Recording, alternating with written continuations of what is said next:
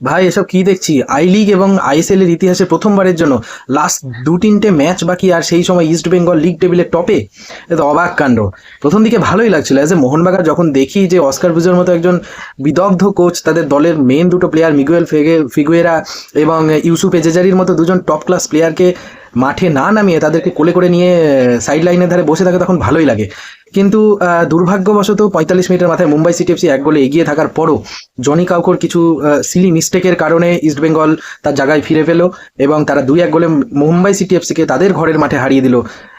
সব থেকে দুঃখজনক ব্যাপার হচ্ছে যে মিগুয়েল ফিগুয়েরা যে বলটাতে পেনাল্টি পেল, সে বলটা পুরোপুরি বক্সের মধ্যে কন্ট্রোল করছিল জনি কাউকো, কিন্তু অদ্ভুতভাবে তিনি কেন, মানে যেটা ফুটবলে বেসিক শেখানো হয় যে পেনাল্টি বক্সের মধ্যে বল পেলে তুমি সেখানে কোনো কারুকার্য করার দরকার নেই, তুমি বলটাকে ডাইরেক্ট জাস্ট মাঠের বাইরে সরিয়ে দাও।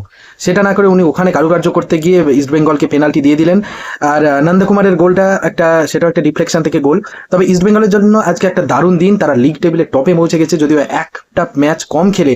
মোহনবাগান কিন্তু 9 ম্যাচ খেলে 20 পয়েন্টস নিয়ে লিগ টেবিলে থার্ড পজিশনে রয়েছে, 11 ম্যাচ খেলে 21 পয়েন্টস নিয়ে Mumbai city Jamshedpur FC second পজিশনে রয়েছে, এবং ইস্ট বেঙ্গল 10 ম্যাচ খেলে 21 পয়েন্টস পেয়েছে। মানে মোহনবাগান যদি পরের ম্যাচে জেতে তারা 23 পয়েন্টস নিয়ে ইস্ট বেঙ্গলের থেকে 2 পয়েন্টস বেশি পেয়ে তার লিগ টেবিলের টপে থাকবে। মোহনবাগানের পরবর্তী ম্যাচ 9 মে এফসি গোয়ার বিরুদ্ধে, এফসি গোয়ার মাঠে। ফলে ভীষণ ভাইটাল একটা ম্যাচ হতে চলেছে, সেই ম্যাচটা মোহনবাগানকে অবশ্যই জিততে হবে।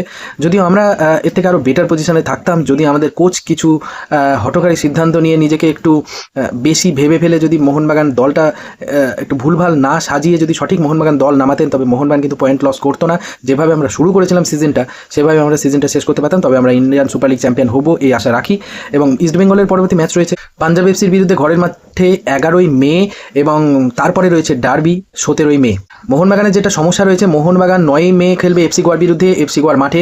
তারপরে 3 দিনের মাথায় ইন্টারকাশির বিরুদ্ধে মোহনবাগান তাদের ঘরের মাঠে খেলবে, এবং তার 5 দিনের মাথায় মোহনবাগানকে ডার্বি খেলতে হবে, এবং লাস্ট ম্যাচ স্পোর্টিং ক্লাব দিল্লির বিরুদ্ধে 23 মে। ফলে মোহনবাগানের ম্যাচ বাকি রয়েছে এখনো 4টি, ইস্ট বেঙ্গলের ম্যাচ বাকি রয়েছে এখনো 3টি।